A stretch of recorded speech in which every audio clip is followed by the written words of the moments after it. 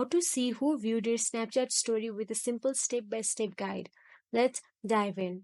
First thing, open up your Snapchat app on your mobile device.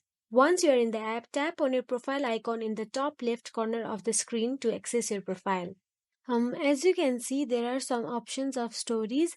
Add to my story, add to private story, add to private story.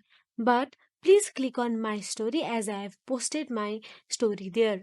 Scroll through the list to see each viewer's username. You can also see the number of times each person has viewed your story. But there are no viewers on my story, so I can't see it. But if there is any view, then you will see a list of everyone who has viewed your story. And there you have it. With just the simple tricks, you can uncover who has been tuning into your Snapchat story. Now you can see who has been keeping up with your snaps. If you found this tutorial helpful, give it a thumbs up and subscribe to our channel for more Snapchat tips and tricks. Thank you.